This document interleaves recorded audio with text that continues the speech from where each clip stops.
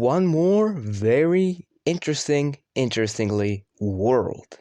In this foul island, Cybercores rule over this place. These are the specific people in power. However, this man is the king of the Cybercores. And of course, this island has all of these shiny stones of one empire that once ruled. However, another kingdom wants to retake this island, and it's governed by Jason. Jason is a very interesting person. He's leading the kingdom. He's the king. Another thing that Jackson always does in his life is to hate on the Cybercores. He blames them for everything. However, what really he wants is those shiny stones in every single island. He had a kid called Timothy. Timothy is a very interesting kid. He's just a kid, belonging to the Jason family. Jason might be very interesting, but his family was starting to grow, and Timothy was 19 and very beautiful, handsome. However, he wasn't like his father, deceitful. He was more of a kinder person. Well, he wasn't honest, that's for sure, but he was handsome. But probably not as beautiful as his father would be, but it's just a start, alright? As Jason grew up, his family also grew up with him. He had way more kids than just one. Jason dreamed one day to take over this island where once a kingdom ruled, more powerful than everything you've seen. And one day, he will do it. But for now, he's gonna enjoy his spear called Doomy Impaler. There's a lot of islands in this world. To be fair, there's about like 7. They want to become more independent. That would mean going to other islands.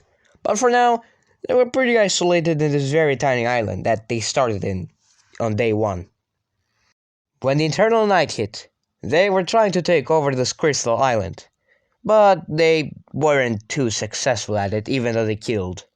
What Jason really did was just gather berries and wood. That's the only thing he actually did. Gather things and wood. That's it. But look at this Red Kingdom, 183 population. Eventually they moved on to the other islands with some more shiny stones, you know. You just gotta move to some shiny places. The time was going on, and they were having no success in the Crystal Island because they were a little bulldozed and destroyed and punched in the face. Jason picked up gathering. He was a gatherer. A sad one. I don't know why. He was sad by gathering berries and flowers for his girlfriend. Or he was sad because his village got destroyed. Well, the Crystal Island was a big failure, but whatever. They would probably retake it later. For now, they enjoyed some peaceful nights. Very peaceful nights, with no chaos. Oh, day has struck again, and they are growing really fast. Maybe. And they want more shiny stones, and they know where to get them. Here. Just kidding, they're not ready for it yet. There's too much going on here. You know, a little too much. Eventually, they managed to take the Crystal Island after a little bit of a grueling attempt before. Yeah, they managed to retake it. Beautiful. And they visited the Lemon People. Now, the Lemon People are pretty chill. They might be 4,000 years old, but we don't talk about that. We just don't talk about that, right? We don't. Eventually, they formed an alliance with the Lemon. Why? Maybe they can have an ally in battle. Now, of course, our guy Jason was not staying in that island for too long. He visited the Lemons, he killed a couple of buffaloes, and he went back home like a very casual king. And things are going pretty fine for a video that is 14 minutes long. Well, that's just part 1. And they went to grab more islands, more shiny stones, more islands. It's just in tradition of the human mind. But still, look at this. Some beautiful blessed swamp and crystal biome combined. That should be a very beautiful sight. Maybe. Maybe not. But it's something. They're taking the shiny stones. Their power was growing, and that was a good sign. But this man, he was not happy. We don't know why, but he is not happy. I don't know why. Maybe he just watched the comedy and it stopped, I don't know. But hey, Jason is Jason.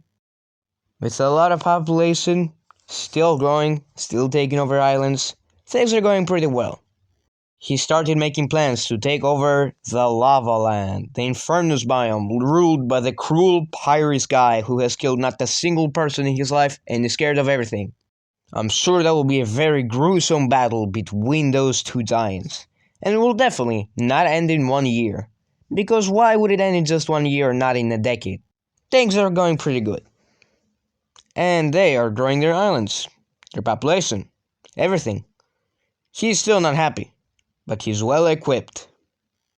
Now, all it takes is just one tiny permafrost island to start an all-out war. You see this guy? He's called Sullivan. He's leading the village. And he's short-sighted. Now there's something special about Sullivan. He's not agreeing with Jason. So he rebelled and declared independence. And nobody cared. Why would they care? Jason was sleeping. He didn't know anything. And so, things were going pretty well for Jason. He took over the Adamantine Island, right? Nope. The Independent Kingdom decided to send a bunch of soldiers to take over the Lava Island. And they were successful. They successfully took the island. But if there's something about Jason, it's that he never gives up. No matter how deceitful he is, he's going to take it back. He did take it back. And the war was still on. And a colony was formed in the jungle. And two kingdoms close to each other never ends good. You know what happened? More war, but eventually peace struck in. And there it was. Peace was once more successful. After the war, two kingdoms decided to send one village each in this island. Now, there's a problem. You see these two villages, they look pretty chill. But there is gonna be some war later on. And some more independence. The village on the left is governed by this man called Yuri. Now, Yuri is a very interesting person. He's not from Jason's family. He has a different family. And he also does not agree with Jason's reforms. So, do you know what he did? He declared independence, like how the other guy did. But there's a problem now. These guys went at war. They decided to take over the village right next to them and expand their borders. Why? Because this is Worldbox, and I don't make the rules, they make the rules. And a cruel battle came to a close, and the independent people took it over. And things were going pretty fine after that. They took over the village and they said, okay, that's enough. And yeah, soon they will take over the village, and things will go normal. There we go, nice. Now, Jason didn't care too much. He was making his own little things. He was naming his stuff. He was getting some more villages up. He was making the economy greater. You know, the usual. Eventually, peace was declared once more. Not so surprising, right? The second independent kingdom was enjoying the adamantine, but Jason was enjoying the big piles of adamantine on the lava island because he's awesome. And oh boy, the kingdoms look like they're at peace. They all are at peace. Are preparing. But for what? Oh, look at Cybercore. I'm sure this is not gonna declare some thoughts in the people's minds. Like, they're definitely gonna kill it. No, they didn't. They killed it later, though. Like, they were trying hard at it. They wouldn't be happy if they found out, like, a Cybercore was in the island. Oh, look, some settlers. Some monkeys are being killed. The Cybercore is killing everything on its path. So normal. He just killed a cat. And oh boy, the Cybercore was surrounded, being thrown crap at its face from monkeys and then sticks throwing stuff at you. The Cybercore died. Hooray. Well, the Cybercores weren't happy to know that one of their brothers died. You wouldn't be happy either, right? If you were a Cybercore, of course. If you were a human, you should be celebrating. Or preparing for war. Because that will trigger the rest of the series, a war. Yeah. And a colony was set on the final island. Each of them had at least 2 villages, with Jason having around like 6 or 7. And life was good. But, you know, always something's gonna happen, right? The Cybercores were going on overdrive. Life was good, right? Well, it was.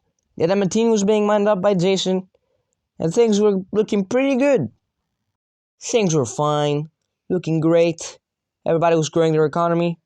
Nobody was invading the Cybercores at all, and they were also growing. Everybody was growing. They managed to shoot a tent and successfully neutralize it, which was a good thing. As big as Jason's family was, yet something was gonna take a turn for the worst.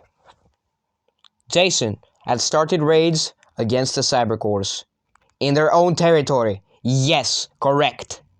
Jason wasn't too happy to find out that all his raids were unsuccessful. For a 118-year-old, yeah, it's not the greatest thing to know in your daily life, but hey, his family is still big.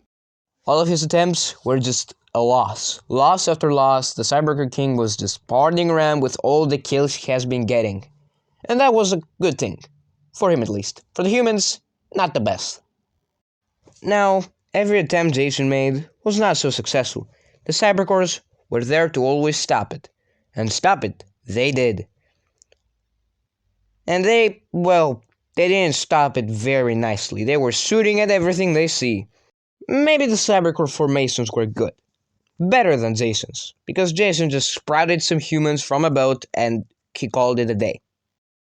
As long as nothing happened, everything would grow. Wait a minute, who's that in the ocean?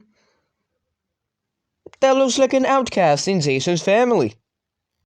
This man agreed with the reforms of Jason, and he was bloody. Eddie agreed with the reforms.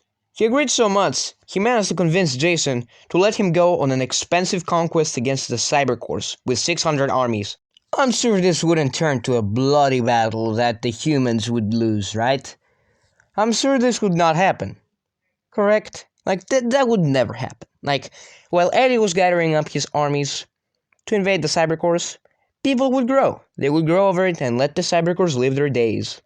But Eddie didn't know that the Cybercores were preparing for war as well. They've trained thousands and thousands of Cybercores ready to fight the humans. Meanwhile, the monkeys discovered that poo can be thrown to gummy bears, and they would be happy. But the Cybercores, they were not the greatest. They were greater than the verb greatest itself. Very good. Eddie launched the campaign, and one of the cruelest battles commenced. The Cybercores went fire mode. So fire mode, in fact, that Eddie rushed to the front lines and was found, targeted, and potentially shot 100,000 times, and he fell with his soldiers. The moment he landed, he died.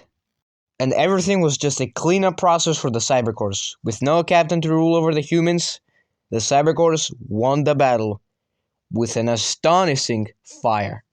They fired all their shotgun shells, annihilating the entirety of 600 soldiers. Nobody survived. Not even the bravest soldiers could survive the onslaught. And the Cybercores were emoting on them. When Jason heard about it, he wanted to laugh it up, but he couldn't because he lost a lot. The one devastated the most was Lenny. Lenny was inspired by Eddie. He wanted to do the same, but with more thought put into it. He wanted to have a bigger army, with a bigger lineup, with a bigger attack. But that can wait for now. This can wait for now, because right now, people have to go to sleep and work. Death on the Cybercores was the writing on the wall, but their death wasn't near, as there was around 2,500 Cybercores in that island, ready to unleash hell. And hell they would unleash soon. For now, this little guy was giving the humans the L, and his big factories were on overdrive. Way too much overdrive. But the humans will find a way around it.